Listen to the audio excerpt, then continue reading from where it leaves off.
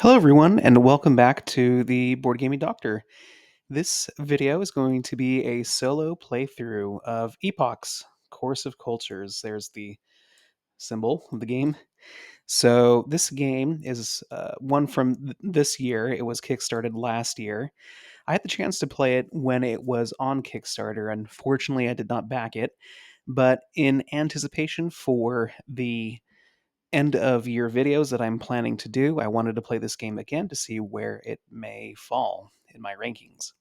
So, this is a game by Jeffrey CCH, designer of games such as Age of Civilization and Age of Galaxy, which are really good games in their own right and some that I do enjoy.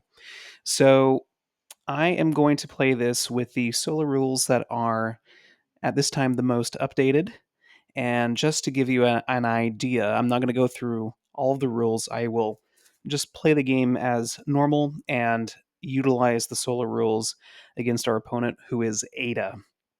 And so our setup is the same. The only thing from the general setup that is different is that we place three of these invention cards out instead of four for the two-player game, and we place the deck on the fourth spot here.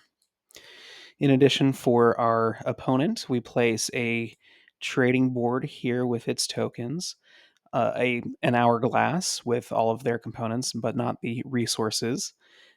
Her starting axeman, and on the combat track, we have two dice here, summing to 6, which is going to be her patience level, which will get into the combat portion of the game later on. That's essentially the setup. Everything, once again, for myself is about the same.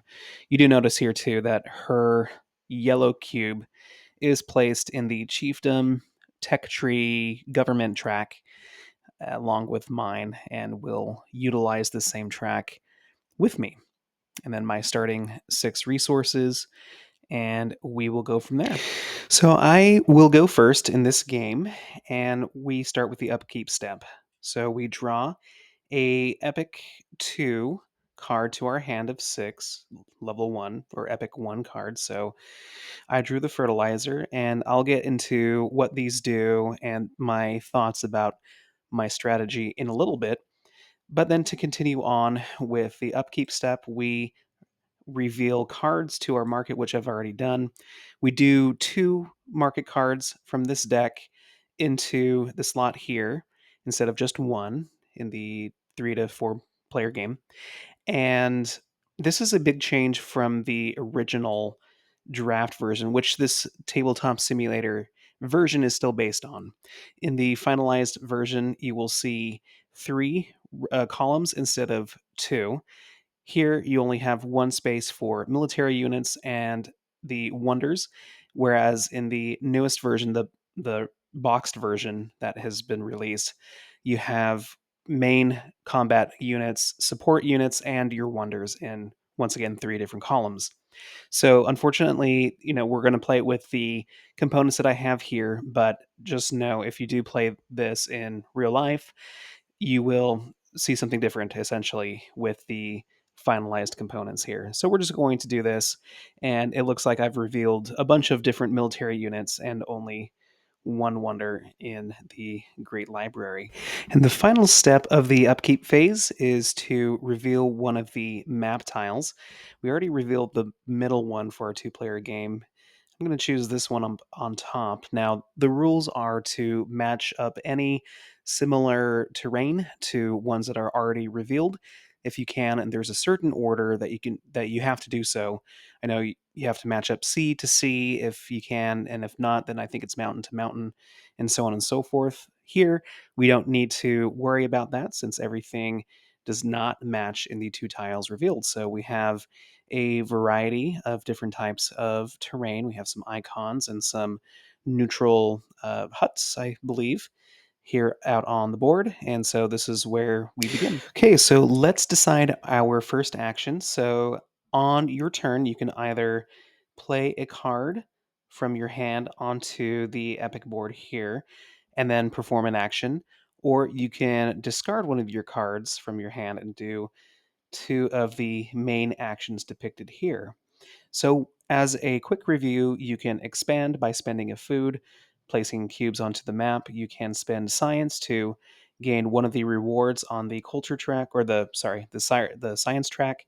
You can purchase military units. You can purchase for science and resources. You can use building resources to purchase a wonder card. You can also build to place a city, or sorry, trading post, in one trading post 1 to 2 spaces away from. I have to check and see if it's your city or from one of your cubes. You can spend 3 to build a city as long as it's adjacent to 3 cubes. You can, if you have more culture than is required here, I believe, so like 2 or more culture points, then you can advance your government and gain the benefits therein. And you can also produce the resources that are depicted by your current government. So, for example, I could produce one food. So, let's go through some of these cards and see what they do to formulate an idea of what I want to do. So, Masonry allows you to build an Epoch One, or whenever you build an Epoch One wonder, you gain a culture point. Here, sailing, you automatically gain these resources, and if you trade over a sea route or build a trading post over a sea, it costs 1 less, whereas it normally takes 2 building resources to do so. Mining lets you gain an extra building resource if you expand into a mountain. Writing allows you to immediately advance up the science track by taking the science action here. And whenever, I believe this means you, oh yeah, whenever you move up your government, you can also do the science track as well. Hunting, if you expand into a mountain or forest, you gain a food. Math, you immediately gain a benefit resource, and if you build a, or you on a building resource, and if you build a wonder, you gain a science token. And then the cool thing is now we can't play the fertilizer as a part of Epoch One, but we can plan ahead as we acquire these level 2 cards to see if we can formulate some sort of synergy with what we already play. So here we automatically would gain 1 food per uh, field and desert that we've explored, as well as gain 2 building resources off the bat. And then, as a reminder, whenever you play these cards, you automatically gain the resource up in the top left corner. And by the way, I'm playing as England. Here are the special abilities. I believe I get to activate and unlock 2 of these 4 abilities throughout the game. We won't really be able to do so until Epoch II for England, and then maybe Epoch III if we choose to do so. So we'll come back to this later. And so, looking at the map and formulating my thought. So, when it comes to some of these icons, so these are where the barbarians are, and we can go into combat with them. I think I want to avoid them right now. But considering the cards that I have in my hand, I like the fact that we could potentially explore into the desert for fertilizer. We if we do happen to expand out this way and maybe utilize the sea with our sailing and the boat or the Royal Navy ability that we have in England, we might be able to take advantage of the terrain in that regard. I like the mining card that we have out here to gain some extra building resources that we can use to purchase some of these market cards. And just to give you an idea of what is offered here, the Great Library will cost 5 building resources, and we may take rewards of a higher level when we do the science culture advancement. So that's pretty cool. We would need to control one of these icons in order to upgrade our military. We have a couple of swordsmen here, as well as a catapult, which does not require us to control an area with the anvil icon or the horse icon for chariot. And since the chariot is likely going to cycle out quickly. I don't know if I want to try to get one of those. I think it's going to be easier to potentially get a swordsman if we have some more science later on, if we acquire more science. And so we also, we also have some of these level 1 market cards here to provide some abilities. So I think I'm going to start off with the mining resource, or sorry, the mining card. I automatically grab a building resource. I guess in this game it's called production, and lock that in place. And so whenever I expand into a mountainous area, I gain an extra production. And I think I'll do that with my second part of my turn. With my second action, I will spend my food resource to go ahead and take one of my cubes and place it into this mountainous area. So by doing that, I will gain another production resource. I'm already at 3. And so I have some options to. I can't build a city yet, but I could build a trading post if need be. And I guess I'm working my way towards potentially acquiring a wonder or something else. So we will leave it at that for my turn. And before we move on, I forgot one important thing.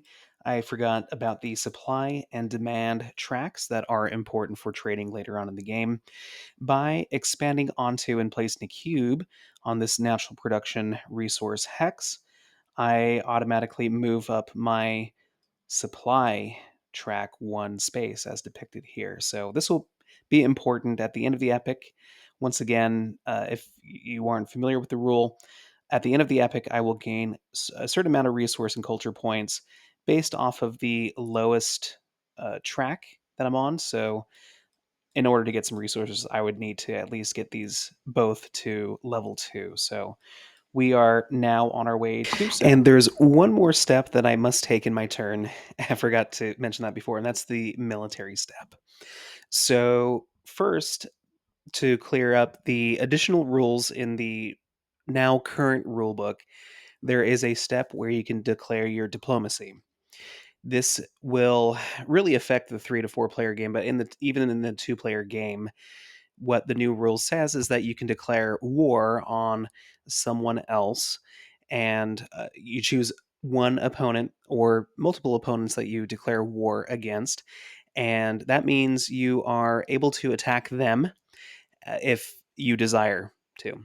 You do have to lose trading posts in their cities if you do declare war on them, and that differs from the warmonger step, which is also here in the military step in the version that I'm playing with, where in addition to attacking any players, you can also attack neutral cities. We don't have any neutral cities or any trading posts or anything out right now in this game, so we don't need to worry about that. And I'm not going to worry about the diplomacy status with this version because I'm only fighting up against another player essentially. And so I will just apply the warmonger status if need be. So, in this military step, I do have the option, even if I am not warring or warmongering, to attack another barbarian. And so I forgot to place these cubes out before, but yeah, we start with some barbarians here. These barbarians could be pesky if they decide to, or if they're allowed to stick around, and if they are adjacent to me at the end of the epoch, I would potentially lose gold. So it is to my benefit to try to rid these barbarians from the board now. And so I'm going to choose to do so. And that takes us over to the military space.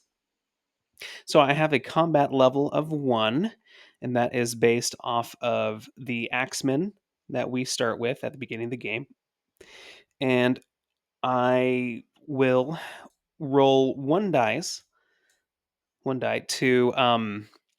uh, to attack the barbarians because everyone can roll one dice against each other. And I need a value of three, or sorry, more than three. I need a value of four in order to beat them. So hopefully I roll well and can defeat them. So let's see what I get. That is a 0. So I unfortunately do not beat the barbarians. They are going to stick around. That was unfortunate. So that is the military step there. We may attack one target if our units are activated. Speaking of which, the Axemen are always activated. They don't have any requirement. A lot of the upgraded units have like food or whatever kind of resources in order to use them. And so we don't need to worry about that. So that takes care of the military step.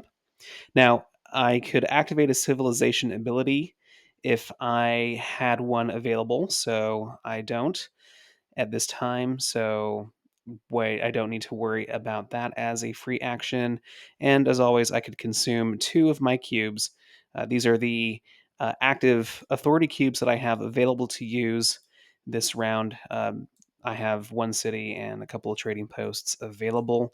Those will get upgraded later, but I can consume 2 of them to gain any resource or convert one resource to another as I desire. So I don't need to do that. So I think I'm finally ready to move on to the solo bot player and her turn. So let's go ahead and take the first round of Ada's turn. So the upkeep phase is we first take the top card of the Epochs deck.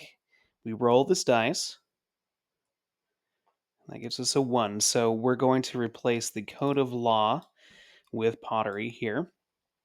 And as a reminder, when I played my first Epochs card to my board, I could have chosen to trade one of my cards from my hand for one of these available on the market to play instead. So that's where this shared public market comes into play.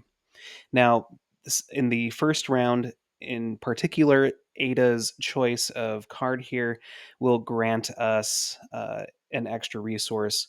And that's going to be this production resource. So I'm going to give myself that resource as well, real quick. And then we're going to decide which tile gets flipped over. So we just randomly determine this since Ada does not have any tiles on the board yet, or any cubes rather on the board yet. So we're going to base it off of the central location here. We're going to treat this as a 1, 2, 3, or 0 as we go here. So, a 4. 1, 2, 3, 4. So we're going to reveal this one right here. Perfect. Let's see. And I think the way that this tile was revealed is the only way to make this match because we have to match C tiles first. So there we go. And then finally, we're going to reveal 2 more cards from the market deck. So we've got Petra and a Horseman. So we slide these cards up as a reminder. So we always have archers and spearmen available for purchase as well.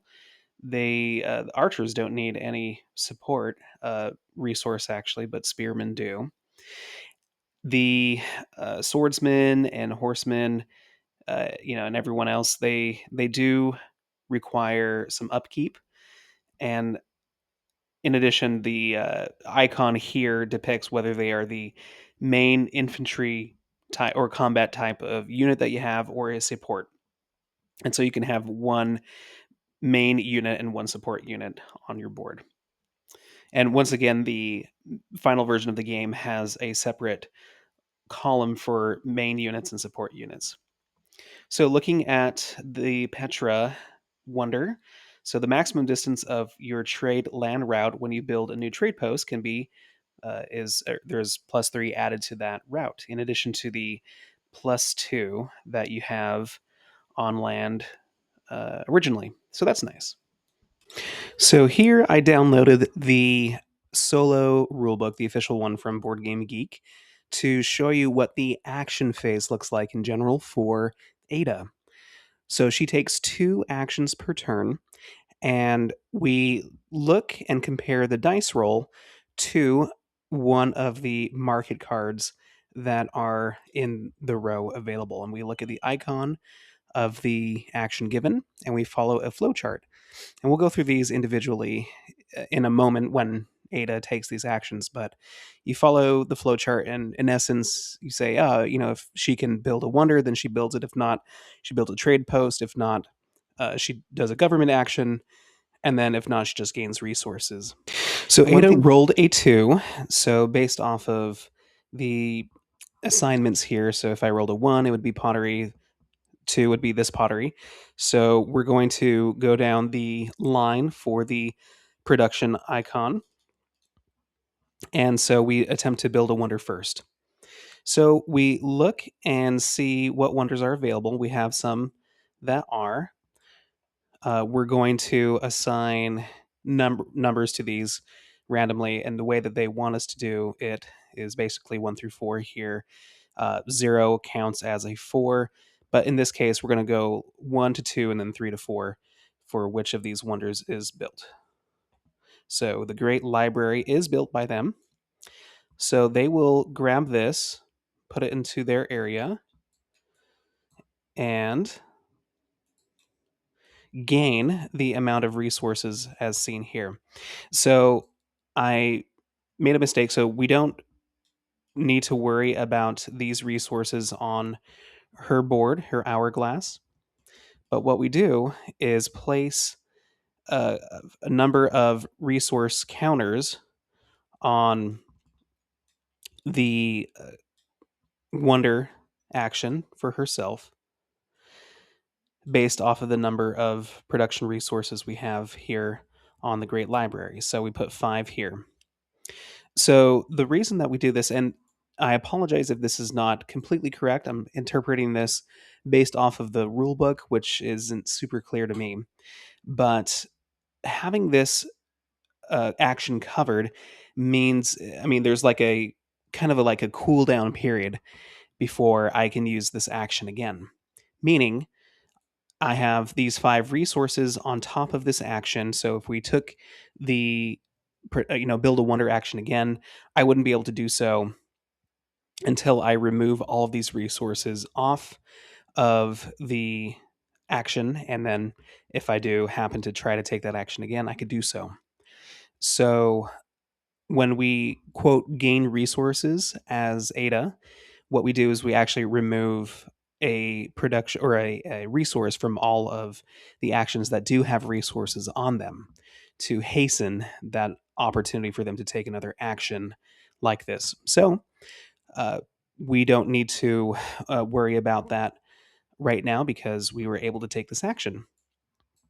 So let's just go ahead straight into Ada's second action here and roll the dice again. So we rolled a 3. So that's going to be food preservation. So we look at the icon, match it to, which is food. We match it to the food icon here. So now we go down and attempt to build a new city. So with her 3, since we're not able to build a city yet because she has no cubes on the board, we are going to expand and put a cube out on the board. Now for her, the rules aren't, once again, very clear as to the priority of these locations, but essentially it's whatever locations can help you build the most cities the fastest and get points, right? So being able to place any of her cubes on the board, we probably would want to place it on the horse icon to increase her ability to gain resources. And I realize I just put that in the wrong spot there. So I am going to place one of her cubes, let's see, right onto the board here. She now has control over that icon and increased her supply by 1. And we also place 1 food token over the expand action. Now, one quick correction. The first action that Ada takes on the very first round is always going to be an explore action, which I did not do. I did it second, but it didn't really affect what her other action would have been. So the consequences are not significant here. So, but just as a reminder, you do this one first for her. So my second turn this epic, I drew another level 2 card, Epoch II card. This is the compass, gaining 2 science per city adjacent to the water. So this is really setting us up for opportunities to build close to the water, which we are revealing in this map right here. So I get to reveal another spot in the map now as a part of this upkeep phase. I'm kind of curious to see if this one has any water. So let's flip this, and it sure does. So the proper location settlement is going to be right here. Looks like we also reveal. Oh, I forgot. We should have revealed a 2 neutral cities that we could potentially trade with, as well as hidden bonuses that once we explore, we would be able to find out what they are. So I will see that real quick. But the last part of the upkeep phase is maintaining your units, or at least removing the cost on units. We don't have any on our military units, so let us proceed with the action step. And of course, before I continue on, I should have revealed 2 more market cards from the deck to place in the board. So looks like we are really moving through the units that are made available, and I can see why having 2 columns or 2 rows for the uh, military cards, one for main units and one for ranged or support units, is important. So now that kind of really pushes the thought for grabbing the swordsman card, because that was our original thought, to claiming the this mining resource location essentially on the board. So if we are able to get some science points, we could purchase this swordsman unit this turn. We don't have any options for wonders here aside from Petra, so that might be something to think about. For my first action, I'm thinking that I'll play this invention card from my hand. So I was eyeing this earlier. I think this is a good opportunity to accomplish a few things. One, we get to place this and gain 1 science resource from the supply. And the way that it works, and it didn't apply in the first round since we went first, but when I gain resources, just as when Ada gains an invention card and gains a resource for me with that positive interaction, this also occurs where I remove supplies from her own board, allowing her to take actions. She does not have any science resources on her board, so there's nothing to remove for herself. But we immediately gain another production and science resource as well.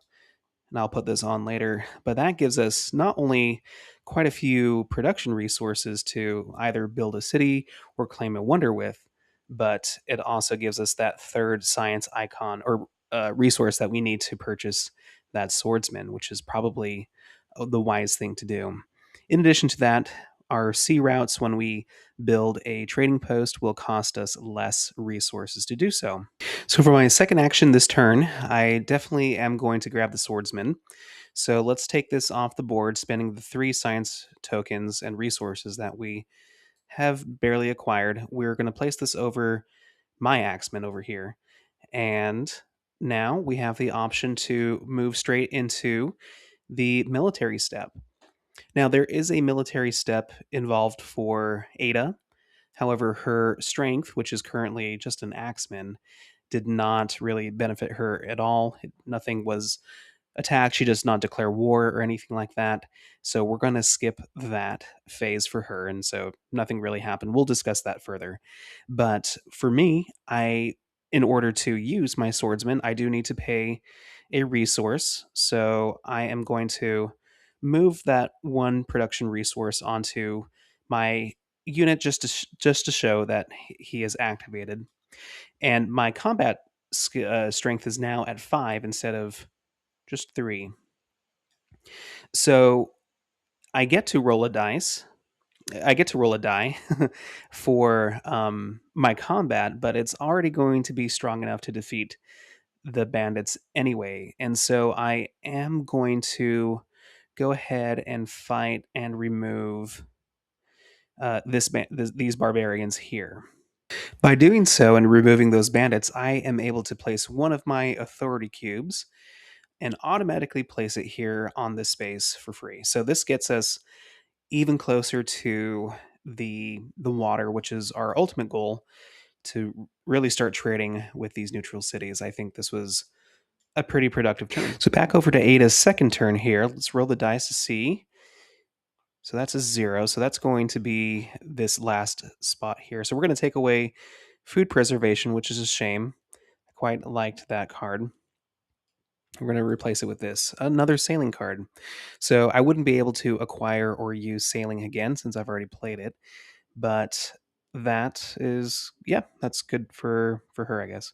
So let's move on. We deal 2 more market cards into their places here. So we have a chariot and catapult coming out. So looks like the horseman is going away. And that is set there. And then we're going to roll the dice again to resolve which city or area gets removed again. So let's go. Let's see. 0, 1, 2, 3, 4. Oops. Here we go. And 3. 0, 1, 2, 3. Okay, that makes sense. So we've revealed another horse icon. This matches up pretty well for terrains too, as well as some more bandits. So let's go ahead and seed the board there. Okay, let's run Ada's first turn here. So that's a 0. So she will take the sailing action and follow the flow chart for science here. So she will first attempt to do some military action. So how it works for the military action for Ada is you look at the options that you have here available.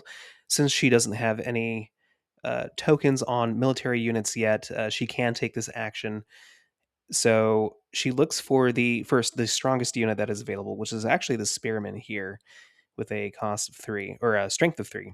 So she's going to take that, and if there were additional icons like the horse icon for these types of units, if she had that icon, she would place, she'd be fine. She wouldn't have to place any additional resources on her card, but she'd have to place an additional 2 if she was missing that.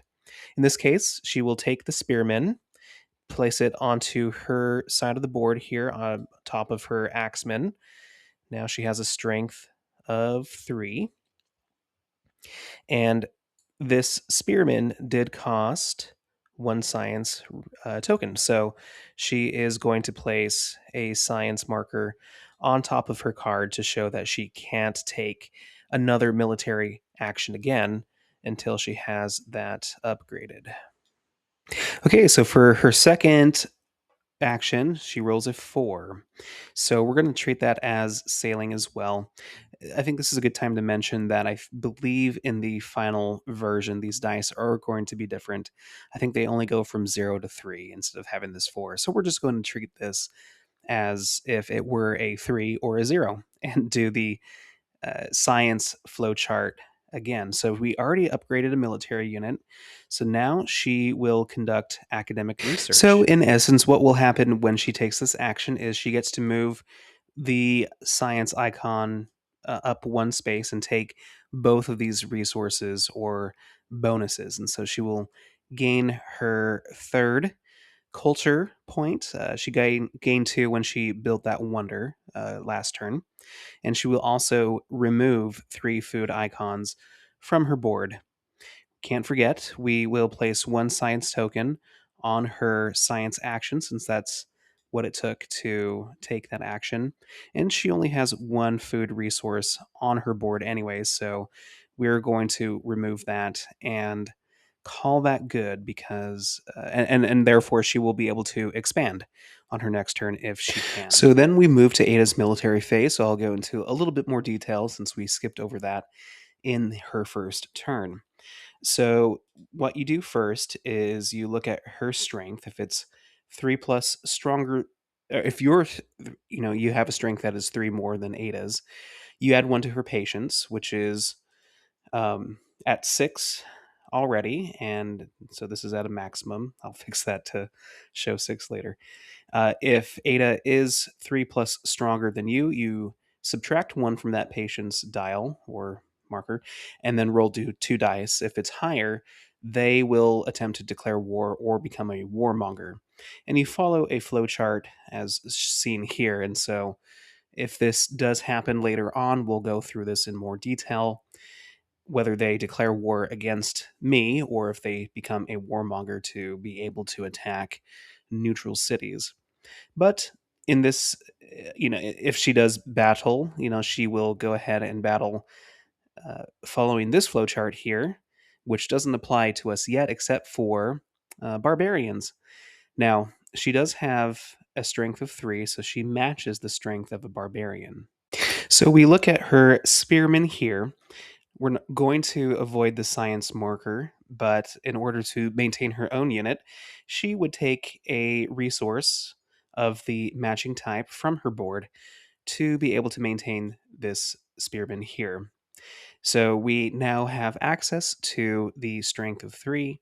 And just as a reminder, the icon here is an anti-mount marker, so the spearmans are essentially effective against mounted units. There is a little cheat sheet here, so you have an advantage when you fight against them. That doesn't apply here since we are, or she is located here rather, and fighting against these barbarians. So she just needs a 1 or higher in order to beat this roll, and she does not get it. So the barbarians stick So, the start of my third turn in the upkeep phase, I drew Pedagogy, which gives me an extra gold every time I do the science action. I went ahead and, not in this order, but I already flipped over and explored this tile here, added some barbarians, and a really nice jewel here. This, I forget what it does, but it essentially gives me an extra 2 supply. So I do think that is a pretty good resource to get. And I also flipped over some new market cards in the form of Colossus and Terracotta Army. So both of these, I mean, one, it gives us more options for wonders here, and I kind of like what I'm seeing. So here are some of the choices that I have. Right, if I wanted to complete a more militaristic type of setup, do like the archers here. Not only do they give me a support option, but I mean, a lot of these other archers are actually pretty good. They unfortunately cost, pretty expensive, either because they, like the catapult, are expensive at 3 science, or I don't have access to the horse icon resource, right? So so these are going to be more expensive for me as well. But the archer would give me another icon in the form of this formation, and since my swordsman and this archer has this formation, that would give me an extra dice in combat. So that's pretty nice. Um, however, oh, and also something else that I'm thinking about, right? I do need some more cubes if I want to expand a little bit more. I only have 1 more space for an epic card this round. I do have to have 3 by the end of the epic, but I may want to wait and see how things kind of play out before I choose which of these level 1 icons I see. And maybe something else will come from the deck because I am playing against the opponent who draws that. The so some of my options that I'm considering, especially on the board, include having myself explore out into the desert here, setting up a city here. So that way I can start setting up trading posts with these neutral cities. I think I want to take that route right now to benefit from that regard rather than becoming a warmonger or declaring war on my opponent. I think I said that I wouldn't do that, but I think since we do have access to the current rules, we can still apply that to this old, more prototypic version of the game. And so, since my strength is considerably higher, not considerably, but somewhat higher than my opponents, I might want to declare war on them in this epic and have the option to attack them for like this icons to prevent them from expanding out even further and allowing this to potentially give me some access to more resources for trade as well as um, for military units in the future. So I'm going to keep that in mind. But that pretty much takes care of the upkeep phase and some of my thoughts on what I should do next. So, after some deliberation, I need to point out the fact that I don't have any food. So, I can't spend food to expand out to this location to start building a city. I would need to have at least one more expansion cube out here in order to do so. So, thinking about how I can get there and accomplishing some other tasks at the same time, I think what I'm going to do for my first action is build the Petra Wonder. Now, I don't think the benefit here is going to be all that important for me right now. It may be later on if I choose to perhaps trade with my rival, with Ada, but I do get 2 culture points. And so I will spend three. Um, yeah, I'll spend 3 production resources to get 2 points on the culture track. And I think this is important here because now I am able to upgrade my government to its next level when needed. And then by doing so, I think I could take that upgrade action now. And so if I choose to do that, I think I want to jump up to a monarchy because I would be able to gain some gold. And this gold will be an extra. It's a wild resource. It can be used for any of the 3 basic resources. And I also gain 3 more authority cubes, or just these cubes that I can place out onto the board for expansion. And I am also able to produce more food if necessary if I do the produce action, which seems like, a that's like the worst case scenario if I have to use an action, but I think that is what I will do. So for my 2 actions, I purchase Petra, and I'm going to go up on the government track. I'm going to earn myself my first gold here, maybe use that in my next round, and 3 more action cubes, or authority cubes, rather. So by advancing to a monarchy, I do gain the opportunity to have now up to 2 cities on the board. So I added an extra city to my available supply. And at the end of each epic, convert 2 basic resources into a gold. So I think that's pretty nice considering what England is trying to do as my faction. That seems like the best route, and it gives me the most options for potential advancement later on, seeing as how things are going. So, with my remaining production resource, I do get to activate my swordsman, and so I would be able to do some military actions, and I could attack some of these barbarians, which I probably should do this turn, but I will declare war on my opponent. So, what happens, and the major difference between declaring war and declaring yourself as a warmonger with these new updated rules is that you choose a rival or rivals to declare war with, and you can't attack them just yet. You'd have to wait until your next turn before you can attack. It essentially gives them time to prepare their own defenses before you're able to attack them. The other stipulation is if I am declaring war, you must declare war on rivals, and so neutral cities are still off limits for attack. However, as a warmonger, you have access to them.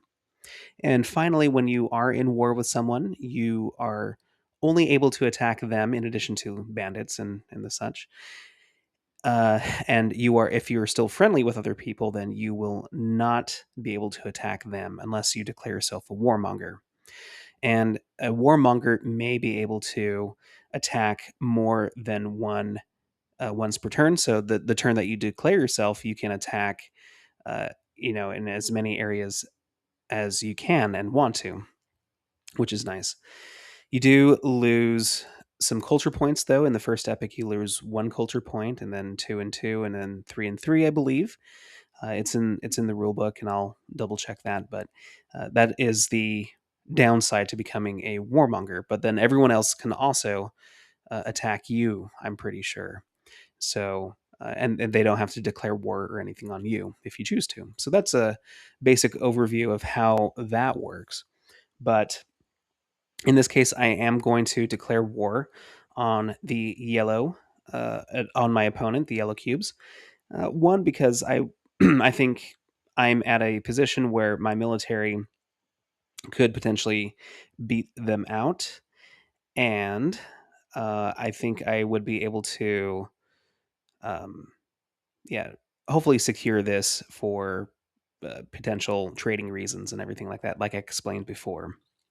So let's go ahead and we're going to resolve this first. My Since I maintained my swordsman here, my strength is going to be enough to defeat them outright. So I will place one of my newly acquired blue cubes onto the board here.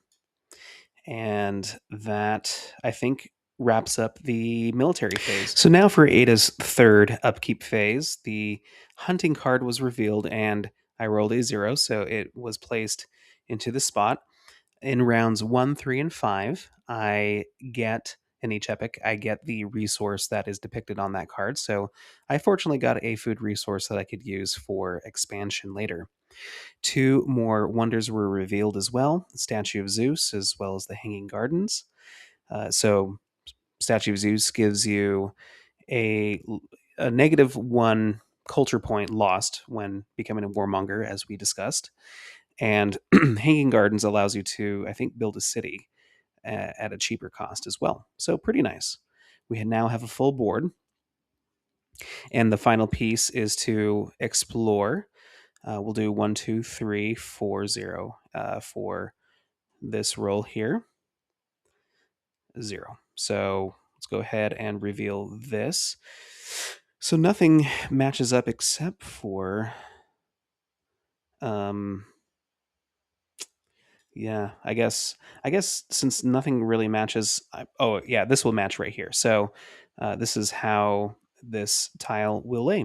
So we get another neutral city out here to the board, as well as another hidden resource here to be revealed at a later time.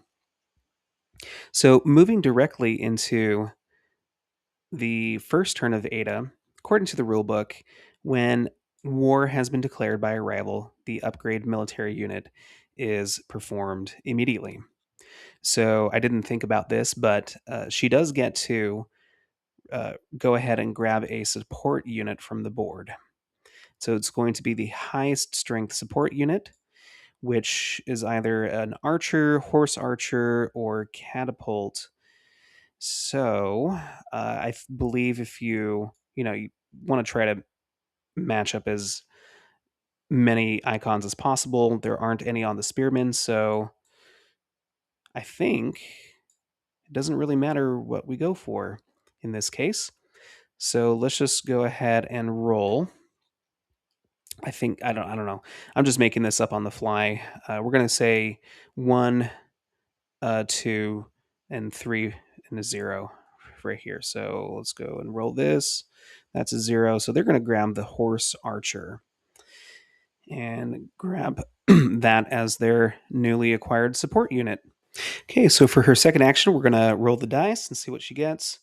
Okay, so hunting, she's going to go down this row. Let's pull this up for a reminder. So she attempts to build a city first, which she cannot, and then she will expand, which she can now because she lost that resource there. So I'm just going to put this here for the sake of doing that. And as far as where she would want to go, I mean, she can't go into the barbarians section yet, so I guess she has to expand here. So she does have this cube available for her to use. And yeah, she is right there. So she potentially, if she does defeat the barbarians this turn, which actually she would because her military strength is now 4 when she maintains her units. So she would be able to expand here automatically and be able to build a city here. So that is what will happen. So let's just go ahead and take care of that now. And so on a future turn, if she does utilize that algorithm, she will be able to build her first city there.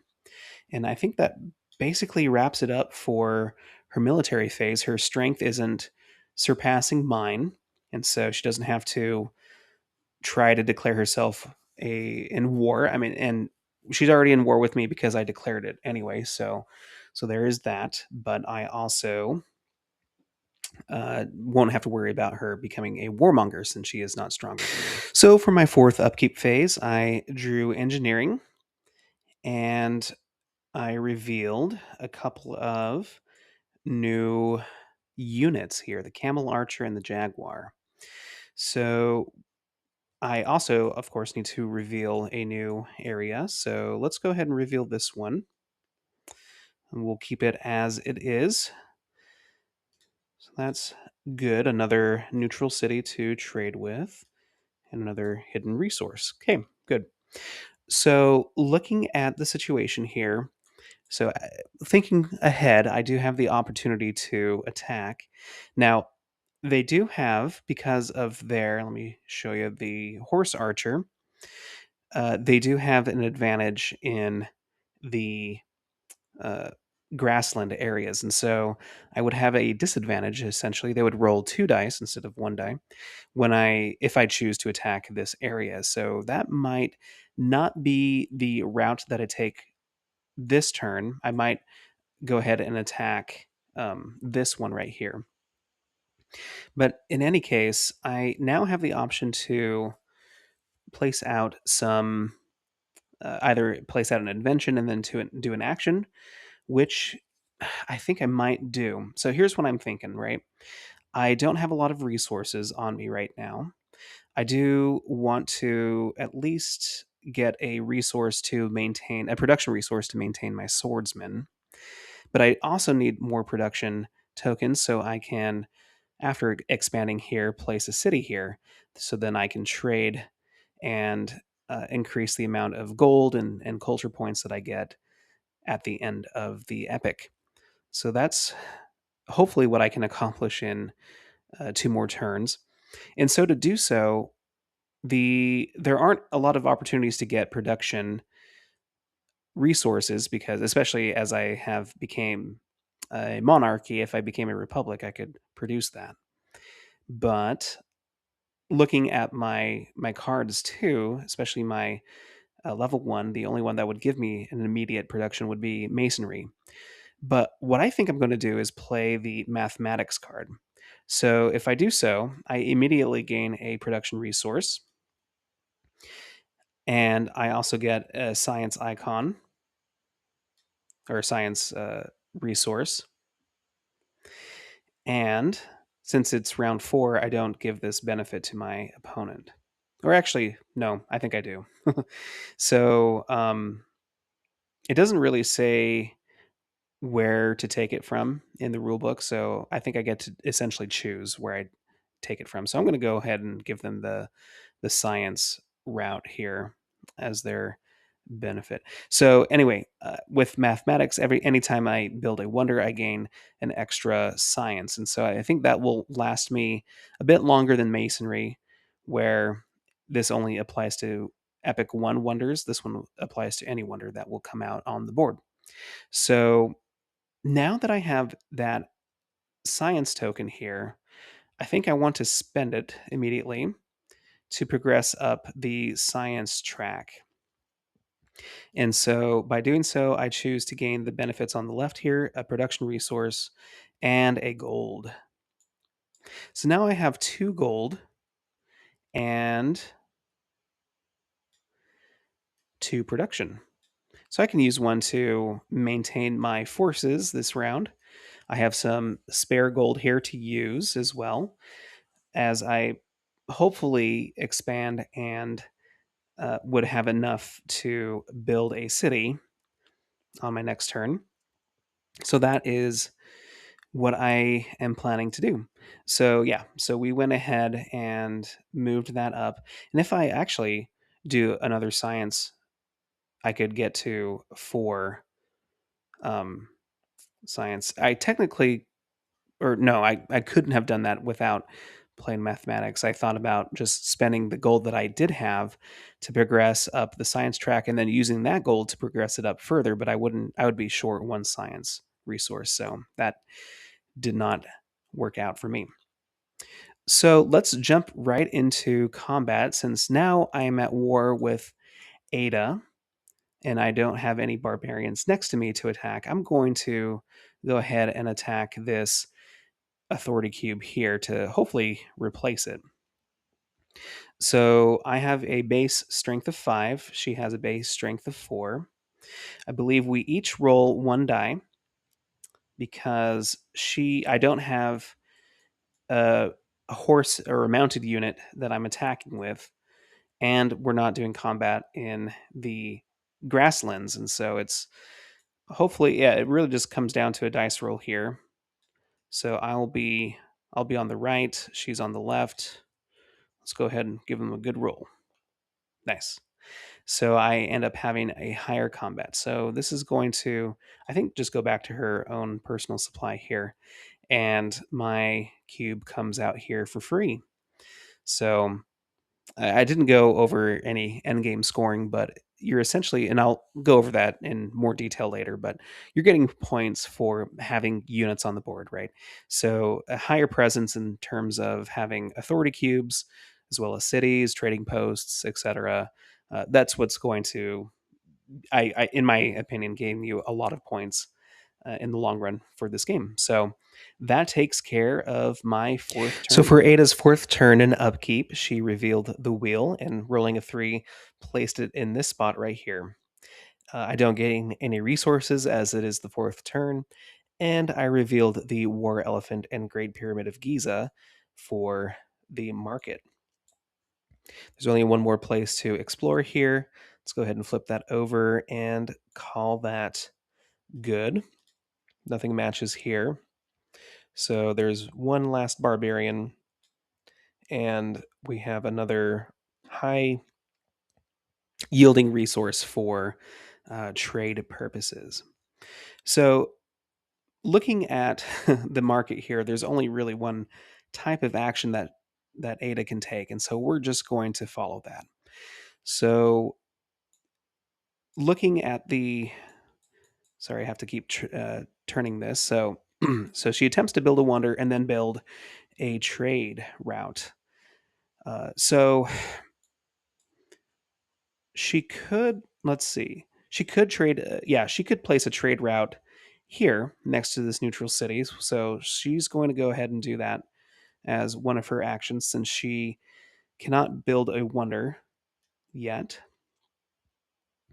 So she's going to spend 1 resource to place, yeah, a trade post up against this neutral location. When you do so, you do go up the supply demand or the supply um, track. So she goes up 2. So that's good for her. And then she attempts to do this same action again. And so she would try to do a government dependent action here because she can't build a wonder or place another trade route. So they refer to the resource icon found at the government track where Ada is. So you essentially just look where her government is. Right now it's on a green location, or the green resource, food resource. So she would try to do a food action essentially. So she tries to build a city, she can't, and so then she will expand. So let's go ahead and expand with her remaining cube here. So what I imagine she would try to do is set herself up to build a city, as mentioned before. So I think she would try to just go right here and have that triangle formation of cubes here to be able to place a city there. She will then move on to her military phase. So she will go ahead and maintain.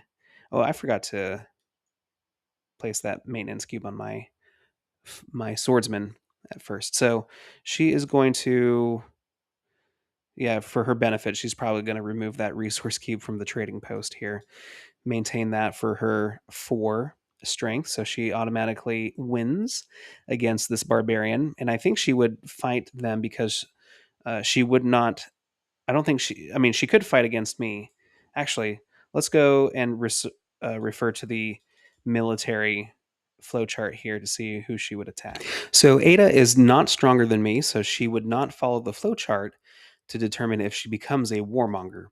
But following this flowchart for who she would attack, each military phase, she will target the first possible closest. And so it does not really matter in terms of how strong she is compared to me, but she would just follow this. And I am the first target as a rival. Oh, sorry. If I had a city, she would attack that. But here, she would target a rival land with the most supply at first, and then a rival land before going for barbarians. So the I'm she is not close to a location with one of my strong supplies here, so she would attack one of my targets here. I don't know if I guess it doesn't really matter for me which one she targets because either would be detrimental for me in terms of creating a city. So I think she would go ahead and target this one. That would just give her some closer access to the sea here. So it's going to be her 4. Oh, wait. Oh, yeah. So it's going to be her 4 against my 5. It's going to be one dice for me, or 1 die for me, versus 2 dice for her, because she will be attacking from a point of advantage from the grasslands area that she is attacking from. So let's see what happens. I'm on the right. Yeah. So she definitely beats me there. So this cube is going to go back to my supply, and she's going to go right here. So that was a very successful military phase for my opponent. So for my 5th and penultimate turn this epic, I drew biology. So that gives me a benefit for expanding into forest terrain. And I revealed 2 more units to the row here: the slinger and the chariot, another chariot archer. So yeah, that it's nice because this I can imagine before the change to having 3 columns, the units get cycled through pretty quickly, and so at a higher player count, I would imagine that this does not stay remotely the same from game to game. And so having this be a little bit more static with both support and main units, I think gives it a better strategic option for players trying to plan ahead and seeing a unit that they desire for their board state. There is nothing to explore here, so I think that basically does it for the upkeep phase. So for my action phase, I feel like I've been kind of put into a little pickle here because since I did declare war on my opponent, she's going to attack me now. And I think she would go ahead and continue her rampage through my token here. She would have advantage of it, so I am pretty sure I'm going to lose this token. So some options that I have, I do have 2 gold to my name, which could get me like some archers, which would give me a lot more strength. In addition to the one here, having the matching icons, formations here would give me an extra uh, bit of power. I could go for the slingers here as well, since I do have an authority cube on a mountain location. That gives me advantage there. Right now, that really wouldn't come into play until maybe later, but you know that is that is an option as well. My original thought, and I think what I'm going to go with this turn though, is spending the two gold tokens that I have to advance once again up the science track to get 4 resources, production resources. And I have one here that I would need to maintain with, and I think I think that will be important for me to do because what I could do on this turn is I could expand. I don't get any benefits for expanding this turn. What see, I really want to take advantage of my sailing ability here. And so if I can get those production resources out, hmm, this is tricky because I would uh let's see. I no, I would need a city. I would need a city for sure against the coast here to be able to place a trading route. And so this is tough. So what I could do, so I could expand twice and I would gain a science cube if I built a wonder. I mean, could I build any of these? I don't think so because they're pretty expensive with their tokens, with their production requirements. So, because I could, one thought is, my first action is to expand here with my one food, and then do the science to get enough resources to build. But then I wouldn't have, I wouldn't have a resource here to be able to, or I would get attacked essentially and not be able to build there. I wish I could just expand somewhere else. I could build a trading route or trading post here because I am 2 spaces away. And that would give me a +2 to the supply, and I would just need to expand a little bit more. I mean, I could try, yeah, I could try to wait and hopefully gain, yeah, some gold and some opportunities later the next round to be able to take advantage of this sea and this potential for trading. Because I could, oh, do I even have, yeah, I have enough cubes here.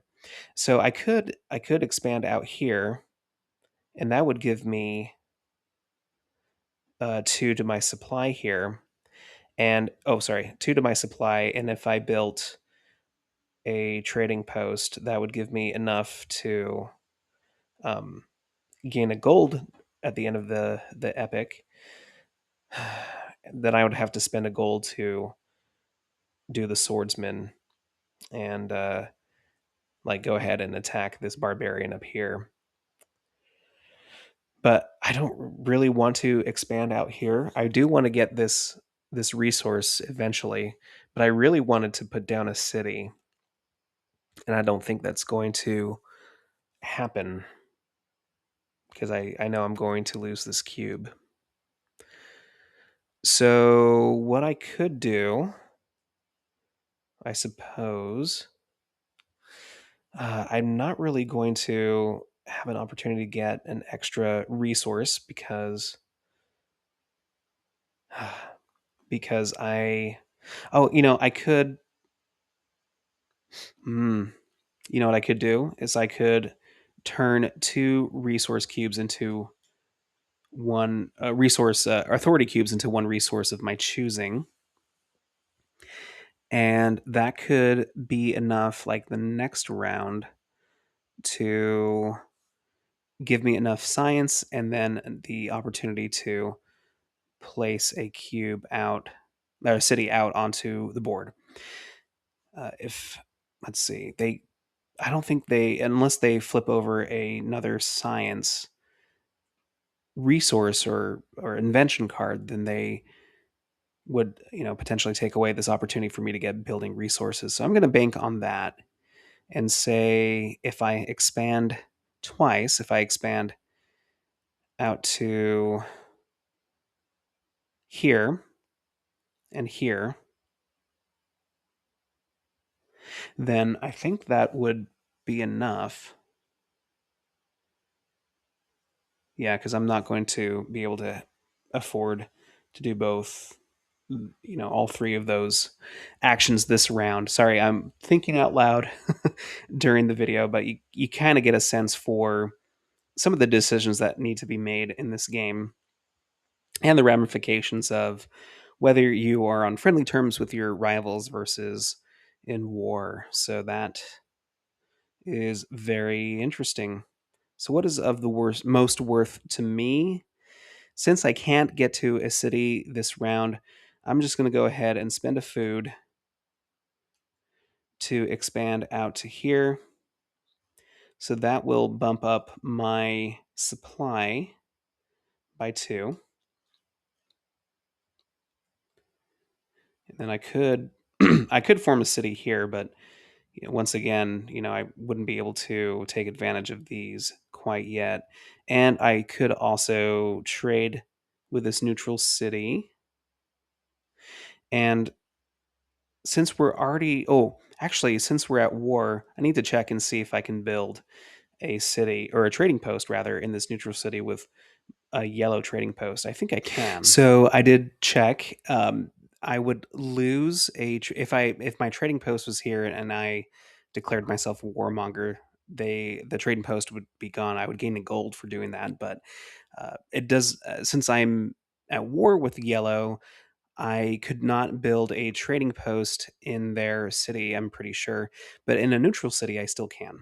So that is what I'm going to do. I'm going to use 1 production as a cost to build a trading post, my first trading post in, I guess right on top of the neutral city here. So hopefully I can, yeah, well, it's going to go right there. Okay. So the benefits for building a trading post include I gain uh, I gain 2 points of supply, or demand, I should say, supply and demand. I gain 2 demand on this track here, so I will gain enough for a gold in the next round. If I had built this trading post in a friendly player's city, we both would gain a gold, but since it's a neutral city, that does not occur. So moving on, I will spend a gold to maintain. Oh, actually, can I do that? To maintain a unit, I think, well, that makes sense to do that, yeah. So I will spend that gold to maintain my swordsman and my ability to fight. Now, I could fight this barbarian. I would lose a gold if the barbarians were still around this next round. So I don't see much of a reason to fight against the yellow opponent yet.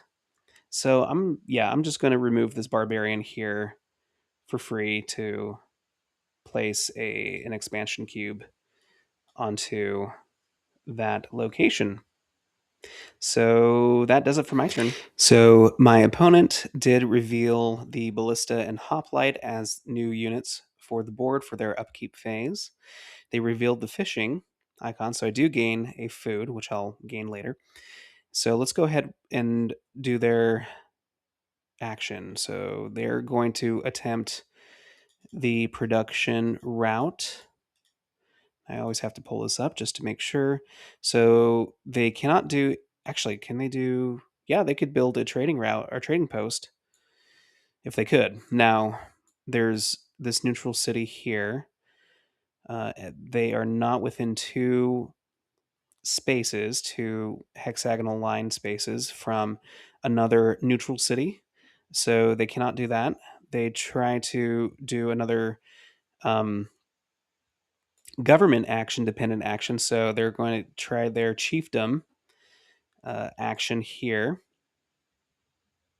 So that means they could expand, or, which they can't do in this case, or build a city, which they also cannot do. So then, if they have enough culture points, which I believe they do, yes, they will advance their government. So it's pretty straightforward when it comes time to upgrade their government. They are going to roll a die to see whether they go to the left, to the right, or to the middle. So we're going to say a 1 or a 2 is going to be classical democracy, a 3 or 4 gains them monarchy, and a 0 for the republic. It's based off of these dice. I think that's the best way to do it. I guess I could pull out a d6. Okay, so I just created this d6 here. So we're going to do 1, 2, 3, 4, 5, 6. Let's give this a good roll. 1, 2. So they're going to go up the democracy government track. So they immediately gain a 2 culture points. So we'll give that to them here. They're on their way to being able to upgrade a second time. And after doing so, they gain 2 cities, 2 authority, and 2 gold. Does not gain 1 strength as a passive, etc., etc. Okay, so yep. So that was a pretty good action for them. I will go ahead and assign them 2 gold. So I guess that means they could take off these resource cubes as necessary. So let's go ahead and do that. That's probably the most efficient uh, action for them. And then we are going to go ahead and do her second action. But I forgot to mention that when she performed combat with me, we start the game with these honor tokens. I believe they are worth points at the end of the game. Since she had beaten me by more than 1 point, she stole an honor counter from me. So I'm keeping track of that there. So that's good for her for points. Let's grab that d6 again. I think for combat we'll use the other dice, but for this one we'll use to determine what she's going to do. So 1, 2, 3, 4, 5, 6, 2. So she's going to do this again. So with that extra food, she could build a city. I should have done that first. So she's going to build a city. Now, where does she build a city? Um, I guess she would have done the advancement second. So, let's see. There are no tokens. Build a city. Let's see. I guess it's really up to me where she goes. So, let's go ahead and place them right here because I think that just seems pretty viable. So, okay, so now she has a city resource and she has to put 3 production cubes as the cost for the city there. So she can't build a city for a while yet. Note that she wouldn't be able to build a second city here. Another city has to be at least 2 spaces away. It can't be on the same hex. So, okay. So now she moves on to her military phase, and as before, since we're at war, she's going to target my blue authority here. We can hope for a miracle here, but it's pretty much the same thing as last time. Yeah. So let's see, 3, 5 plus 4. Oh, and I forgot to remove a production to maintain that. She definitely beats me. She takes another honor token from me, and she claims this territory as her own. So there we go. And that does it for her turns. Now, she could build a city here, which is not good for me. But anyway, I'm just going to not cut. I'm going to go directly into my next turn here just to get it done. So, goods management. This is going to come to my hand. So, just to give you an idea, anytime I build a trading route, I gain some resources here and some end game victory opportunities as well. So, that's nice. That's a if I'm pursuing more of a trading route in this game, that would be great. So we're almost done, yeah, with the deck here. So I don't know how the deck differs 100% with this new version, but as you can see, we're only 2 cards left into this deck, which is essentially a unit and a wonder. So so you're taking out 2 cards, I believe, um, per game, especially at the player level. So that's interesting. So horseman and the archer have come out. So okay, so that does it for that. Oh yeah, I forgot to give myself that food token, a food resource for the action that my opponent took. All right. So what are the benefits for me for building a city? I suppose they would give me an opportunity for my opponent to do trade, and we would gain gold. Um, and I would just gain points for doing that as well. I really do want to get to the sea to be able to trade with these folks here. So if I could expand, I guess out here, I mean, I could try to attack here this next turn to reclaim that, but then they would just attack back, and I may lose that adventure as well. So I might, with one action, expand. Oh, that's right. I do have the opportunity to use these cubes as an opportunity to get some resources here. So let's expand out here, because that cube will at least be safely secure for me to set up a city around here soon. And for my next action, let's go ahead and spend a gold, and I'll spend 2 of these authority cubes. I don't know if that's going to be smart. Let's just do it just to see what happens. To advance up the science track here to gain 4 production resources. I think that's 5. Yeah. So we'll just go ahead and do that. And I think that's it. So yeah, so we'll have to take advantage of this sailing action later. And I would use 1 production to maintain my swordsman and attack. Let's see. I guess I will attack the yellow rival anyway. You know, I forgot if I did beat my opponent. I remember I beat my opponent by more than 1 point, so I should have 1 less honor token than not. I think I will go ahead and attack the yellow opponent here since there's no one else for me to attack. I don't have any advantages nor disadvantages. My opponent does neither, so we are rolling 1 dice each. I'm on the right, she's on the left, and she scores a 4, so she beats me. I don't know if defending gets you any um of the honor tokens.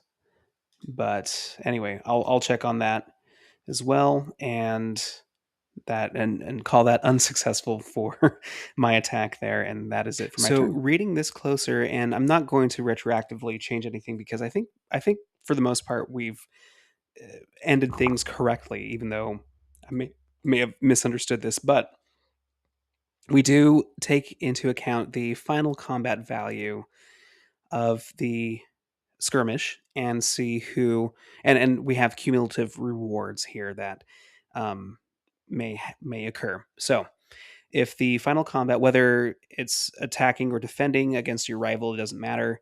And in this case, it did matter. Uh, in addition, if it's one or more, you do take the honor token from your rival. If you beat them by three or more, you also remove the target land or city. So that may happen right now since I was attacked, or since I did the attacking and against my rival. And then if it's higher than six or more, then you take a gold. And so I don't think this has happened yet, but this has happened during our combats, but it hasn't happened when I've attacked my opponent um, and lost. And so knowing that she got an 8 and I have a 5, so that is 3, a difference of 3. If it's 3 or more, then yeah, that happens. So I do lose. I guess oh man, I lose this cube here. And, does she.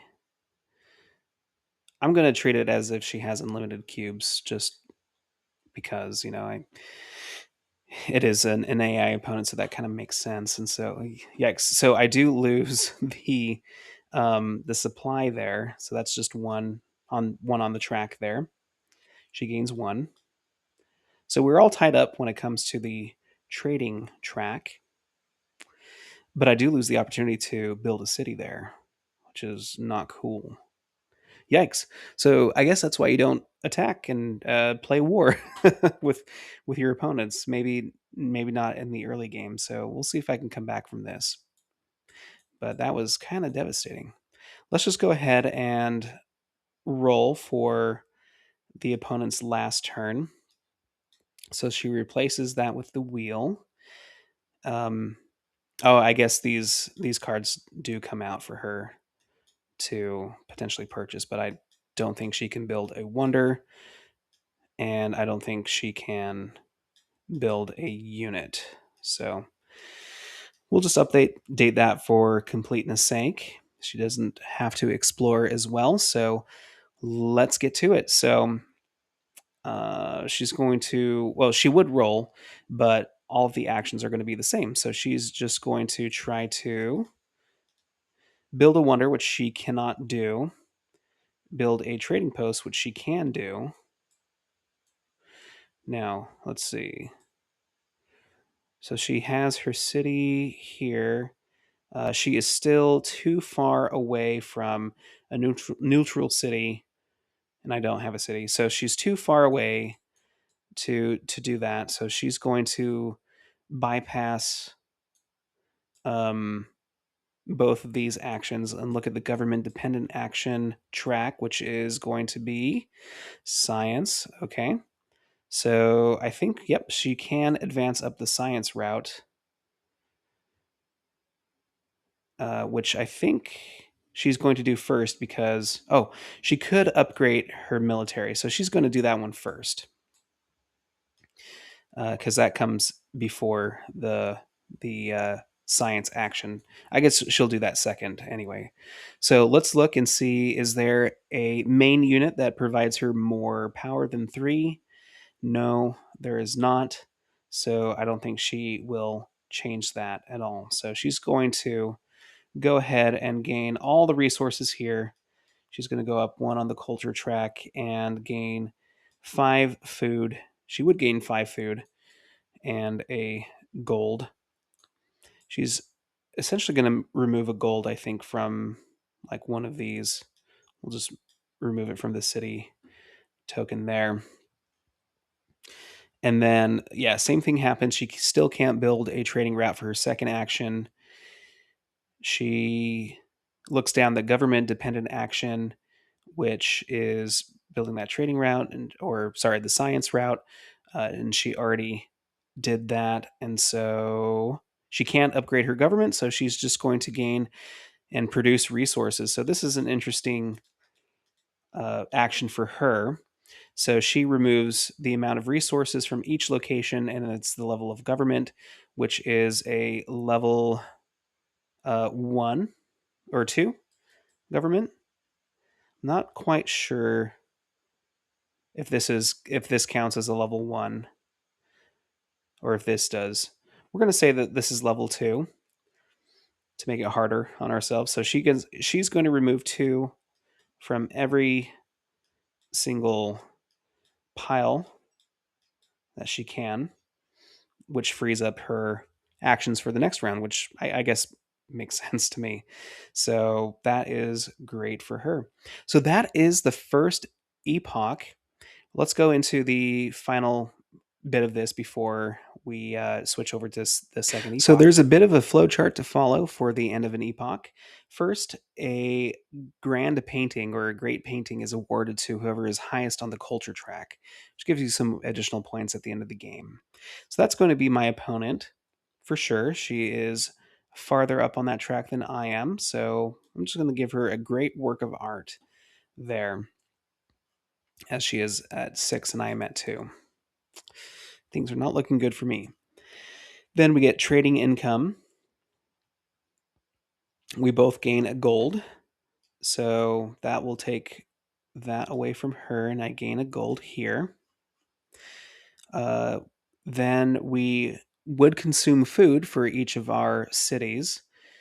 I will check and see what happens for my solo opponent in just a little bit, and I'll let you know how that works. But for me, I don't have any cities, and so that is fine. So I would need to consume. It looks like 1 food per city that I have built, and I would gain rewards if I did so. So nothing ventured, nothing gained here, nothing lost either.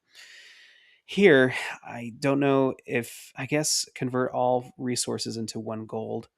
That's not great. So 3 to 1.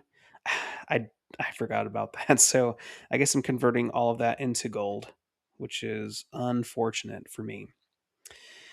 Each bandit that is still on the board steals a gold from adjacent players. So that would occur here. I'll let you know what happens with the solo opponent for that phase. Restore consumed authority cubes. I don't think anything was consumed in particular here, so I think that is fine for now. Return any warmongers and take away the culture points as necessary for those who did so, and then set up the next epoch. So bringing out the level 3 cards and refilling the market. So I'll do that off screen, and let's turn to the solo mode to see how that differs from a regular So here's the flow chart for the solo opponent. So she gains the great work of art, as she had beaten me towards that. She will gain gold and culture. So I think I incorrectly have taken gold away as to interpret it as taking resources away from the board. I think everything is going to be pretty much the same because of what I'll talk about next. And so I'm actually going to give my opponent the 2 gold that I had gained for advancing up the government, as well as gaining a gold for her trading income here being the same as mine there. Um, so and this is because of the converting your basic resources to gold. She will produce resource and take away those resources that were on her actions anyway. And so, I mean, she could do that right now. Everything has been taken away already. So, if it wasn't already done because of the a misaction that I took with the gold earlier, then it would happen now. So that has taken place. So, but she will lose a gold because she is next to the barbarian. So we'll just take that gold away from her. Nothing happens with the exhausted or consumed action cubes or authority tokens, whatever. And then reset the status of your diplomacy. So she did not uh, I mean, we're not at war anymore. She wasn't a warmonger, so she doesn't have to lose any culture, and her patience increases by one. It's already at a maximum of six, and so we don't need to worry about that. So that is an epoch or an epic, right? Yeah. So we're essentially going to set it up the same way, but with the level three epoch cards and level two market cards here, I believe. I'll set that up once again off screen, but I think that does it for this quick overview for, or at least a turn by turn discussion for epochs. It's the video is already running pretty long, so what I'm going to do is I'll just check back in to let you know how this game looks like after my second epoch, just to give you an idea of what happened on the board as well as what I played and a summary of what happened in general from our turns. I'll do that for the third epoch and then wrap it up with some additional thoughts at the end of the video. And welcome back. Now we are at the end of another 6 turns, at the end of Epoch II before the upkeep phase. So this is what the board game state looks like. Now it's important to see or to point out that no military uh, conflicts were had except for this barbarian, which I should have replaced with the cube here. So no major occurrences were made during um, this epic. Now, I wanted to do it that way and keep it that way because I wanted to expand my influence throughout the map here. But in addition to that, here's what the military board looks like.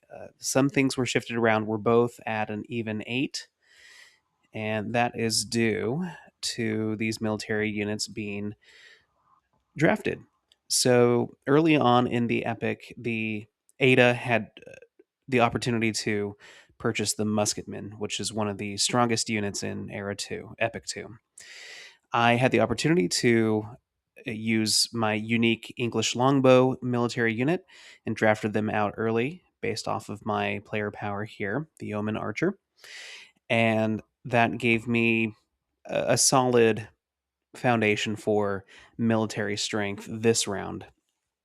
And so the AI or the bot was not provoked to, go into combat with me or to become a warmonger because of that. The cards that I played this round included the goods management, biology, and engineering. I chose these because I wanted to focus on building out trade routes, and I noticed as I started, after rereading the rules as well, that I didn't need a city to build a trade route from the sea. I ended up building a city here anyway, but because I had placed this cube earlier in Epic 1, I was able to have that discount and just place a trading post here and here. So I probably could have done that earlier, but it was fine to have done that now. I was able to explore on this tile and then build another trading post here as well.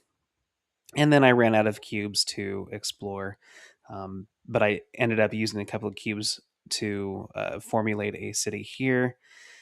And the AI and Ada has also expanded quite a bit, building out another city and coming out here on the map and building out some trade posts as well. So that's essentially all that happened. So yeah, through a series of turns, I ended up using most of those to build out trade routes or trading posts, really increase that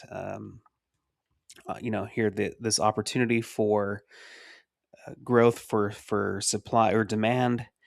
And I do have the option now actually to at the end of my turn and to do mercantilism, which provides a couple of points in terms of supply. So I could do that by paying a gold and 3 food. The thing that I have to keep in mind, though, is that I need to feed my cities, and I have two cities on the board. They're 2 food each, and I do get some rewards for doing so. And I forgot to actually pay some science to because I did upgrade up to this spot right here, so that should be at 2 science there. If I do that, if I do come up to here, I think I should be okay because I will have enough gold to pay for the feeding of my city. However, oh yeah, get trading income. So I think this is going to be the wise choice for me right now. So I am going to pay that to activate my level 2 ability, bring that up to 6. And having that up to 6 is also beneficial for an extra 2 points with my goods management card that I played out here. So as I perform the epic end tasks, I will be able to do that. Of note, the Ada was able to upgrade to a constitutional monarchy because they are way ahead of me in the culture track here. I did not spend a lot of time moving up that track here. And so hopefully I can do that later on. I am capped at the number of cities that I'm able to have, and so I should try to expand a little bit further with that in the upcoming round since I am out of uh, things to put onto the board. But I should be able to uh, do the tasks and complete the things that I need to do for feeding my cities, and then doing everything else that needs to happen here. So I'm going to end the epoch here and move on with Epoch 3, and I'll show you what that looks like at the end. So here we are at the end of the game before I score, and what a doozy this Epoch 3 was for me. So this is the end stage of the board. As you notice, I have lost pretty much all of my cities, exactly all of my cities, and the rival player, Ada, has pretty much overrun the entire board. So here's what our tableaus look like at a glance. So a couple of things just to recap what happened. Very early on, the opponent had grabbed this tank. So they rolled into the ability to enlist the tank as well as this fighter right here, which greatly increased their combat level from not so high to much higher than mine. It was 17 to 11 or 12 at the time. And so that triggered them to go into a warmonger state. And so they did lose their trading posts that they had. I think they only had one or two, but they were able to make some key strikes against my cities. And because their strength was so high, I had little chance to combat against them. As you notice, I do still have my swordsman and was able to purchase this rocket artillery over my English longbow. And this did help in one or two battles to defend, not necessarily attack, and improve my board state from a military perspective. But in any case, later on, they were able to upgrade to the jet fighter again and go from there. I tried to switch my focus rather than to trying to getting wonders to see if I could just eke out a few more points and get some abilities from those wonders that I was able to purchase. And I thought when the Louvre came out here, I could try to gain some coin to use as points or leverage later on if I was able to, because I did get a work of art from the Eiffel Tower here, but the opponent snatched the Louvre once again before I was able to. And I also wanted to get some culture points so I could upgrade my government, which would have been pretty helpful. But I was not able to do that, and I was only able to snag Big Ben. And overall, a lot of my actions were essentially to utilize the resource gaining mechanism or action to just gain resources because I really was not able to do much else. I didn't have enough resources to There was one point where I was able to advance on the science track because I had enough gold in science to do so, but I wasn't able to advance because I wasn't able to produce any food, or to expand rather. I didn't have enough science points to purchase these military units, which are very expensive in the end game. And I didn't have any, means to. I've already dealt out all of my trading posts. I couldn't build any cities because I was losing the ability to do so. I could have done it right here or here, but I chose not to build a city in these locations. One, because I was trying to go for culture and for the effects of these wonders, but two, as I was realizing near the end of the game, I forgot that I had to feed my cities. And in Epoch 3, I'd had to have 3 food per city to feed. And unfortunately, in this case, I was not able to feed any, or my one city that I had to lose it for -1 point, or 1 culture point rather, at the end of the game. So yeah, I was not able to fulfill that as well. Things just seemed to be very costly, and I was not able to do much with what I had at that point. So yeah, so I'm going to cut and go to the final score and show you what that is, and just kind of go through some final thoughts on the solo mode as well. So as this. Here is the final score, and I'll show you the rubric for scoring as well. So you get a point for each space on the culture track, the honor tokens that you have. I interpret this, it's kind of grainy here, but I interpret this to be authority cubes on the board, as well as cities. For every 2 gold, you get a point. Points from your cards that you have endgame ability points for, and the number of great art that you've collected from this track right here. So the final score for me was 22 points, and my opponent had 71 points. So I got slaughtered. And I do want to point out as well, the last battle based on the rubric was that occurred here, right? And so this location was lost. I unfortunately had a bad roll. I had 3 dice to 1 to hopefully have a chance to defend against this authority, or this attack from this authority cube here, or the city. And so I lost that, and unfortunately that lost me 2 points here plus another 3 points here, so 5 points total. Not And it also lost me another 8 points because I was not able to feed my city, because I was relying on this gold to feed them during the cleanup phase, right, of the epoch. So that one battle did cost me like 8 points, but it wasn't going to be close anyway.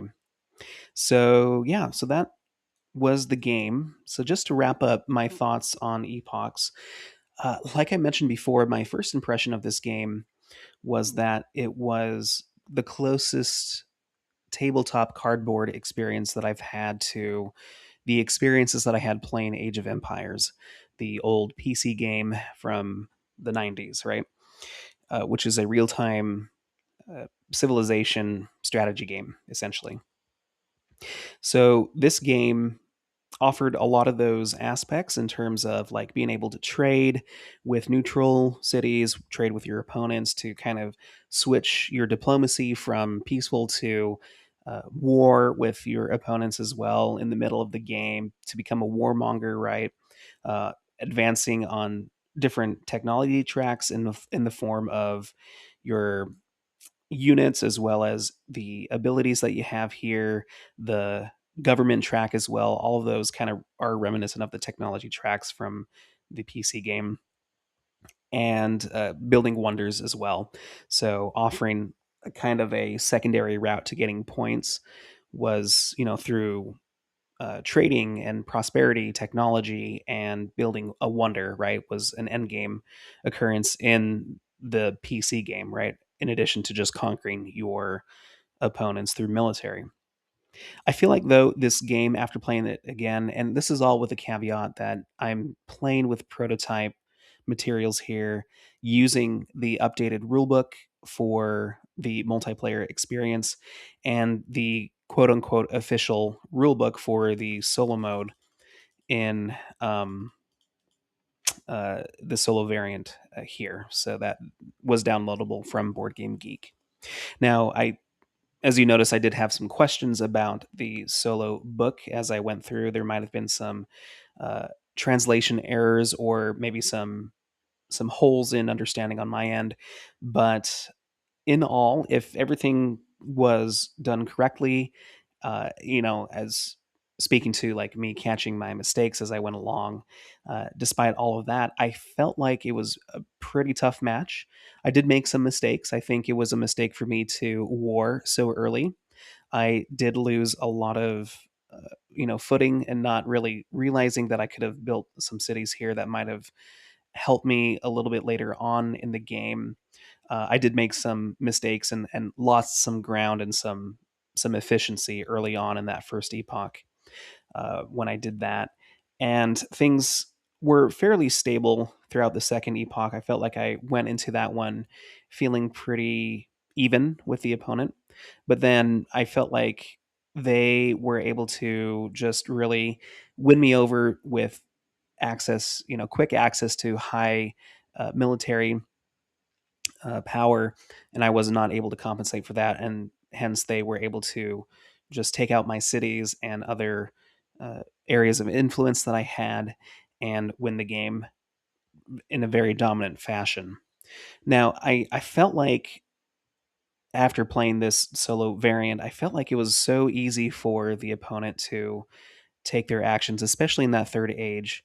One thing that I didn't explain because I recapped my experience in the third epoch is that whenever the opponent takes a turn, they take instead of taking two actions, like you do, you take two actions, you roll the dice, and you decide which of these invention cards, and based on their icon, which action you take. In the third epoch, you do that per icon, and so you're actually taking four actions per turn, and so that's really quite increased. I might be misinterpreting that, but I felt like the opponent, because of that, was able to, if they weren't able to do any actions, they could cycle through their tokens really easy because at the end of that flowchart, which I don't have open here, you essentially take off these production or sorry, these resource tokens from their action board to let you know that they could take that turn again, right? It's a kind of it's a really cool mechanism to like a cooldown mechanism to be able to take these and to mark them as such. And it scaled well, because like if you took the jet fighter, you'd have to put 14 cubes or resources on this. And once those 14 cubes were taken off, then you could perform that action again. But in this case, because they were taking twice as many actions as I was, unless I misunderstood and I was able to take that many actions too at the end of during this epoch, I felt like that was really overpowered, of the opponent. And I was not able to match their abilities to gain wonders, to purchase units. I think this was the biggest key area of their victory in this game, to advance up the science track and even expand on the map with what little cubes they had left over. So, and they were able to get to their final stage of government. They were, and I marked here as well that they were here at 20 for the culture track before I used this as my end game marker or tracker for victory, and I was only at 12. So yeah, so they were winning in pretty much every area of the game, and I really feel like a part of that was due to the fact that they were taking twice as many actions as I was. I don't know if that is balanced or how that's balanced, or if there is a lot more efficiency that I can learn throughout the game to do that. But really, it was so lopsided in terms of how easily they were able to acquire these units and these cards and do pretty much anything. Whereas I was really scraping by to get resources. I had to like play 3 cards with my first 3 turns just to be able to get the resources that were printed here, and even the resources that I gained from them really didn't benefit me that much. Maybe that's another thing too, is that I feel like this game might be more balanced with a multiplayer experience, even a two-player experience, because every action that the other person is taking, you're gaining. Well, I should say every time an invention card is played, you're gaining that resource, and that was not true even for this game because I was not gaining resources every other turn. And so that, I think, did slow down some of the resources that I was able to produce, even if they weren't resources that I needed. I could still potentially do something with it. And then you also think about the 3 to 4 player experience. If your other opponents, 3 other opponents, are playing invention cards, you're gaining a lot of those resources and therefore are able to potentially afford to pay for, you know, a rocket artillery that costs 9, or a jet fighter that costs 14, or these wonders that were costing like 7, 8 production. That, yeah, that was probably the hardest thing. Food, the only thing that food is really required for is feeding your people and expanding. And so yeah, I never felt like there was, a lack of opportunity for food. I would think, but I don't know. I just felt like I was not able to match the resource production and resource availability that my opponent had in the solo variant. So maybe once again, I'm misinterpreting something, or did not play efficiently enough. But it was still a very interesting experience. I still stand by, what I think about the game, and just trying to extrapolate this to a multiplayer experience. I mean, the decks of cards for each epoch aren't huge, right?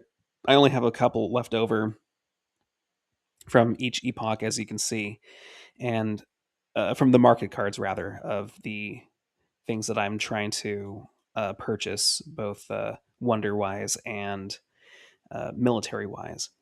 And so I think it's kind of comparable to Through the Ages, which is predominantly a card based civilization game, where you kind of you do have like duplicates of certain cards in that deck, and you kind of know when things are starting to come out with experience. You kind of memorize the deck in a sense, right? And it's all about reacting to what's in front of you, in what order they came out, and knowing what is coming ahead in terms of what the cards are. And you can get that in this game as well if you play this over and over again, and if these cards are the same. And I guess there's a big caveat to all of this as well, because these are more of the prototypical cards. I don't know if some of these cards are still in the end game, if they cost the same, etc. And that goes for the invention cards too. But the more you play, the more you know these decks of cards and can really anticipate what is to come, or what you might be waiting for, or the perfect counter card to someone else's strategy.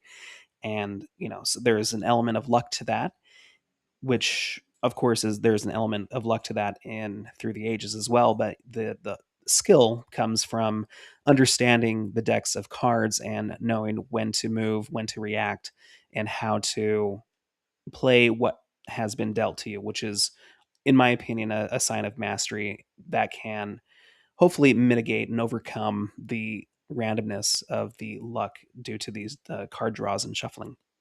So I think there is an element of that. I think this game can be mastered. I think the solo version, I would be very interested to perhaps try the solo variant with maybe some updated, not only just the updated rules, but any updates to the cards as well, just to see if I can do better. I think with a few more plays, I would be able to do better, at least myself. I don't know if I could get to a score of 71. I think that is very high, and I don't know. I think a regular score, because there's only one of these. I think a regular score would be somewhere above 30 and between 60. So yeah, I think there might have been some misunderstandings here. And if you know those misunderstandings, let me know in the comments. But still a very interesting game. Maybe slightly soured based off of this experience, but still something that I would be willing and willing to try out again. So anyway, hope you enjoyed that, at least get a flavor of what Epochs is all about,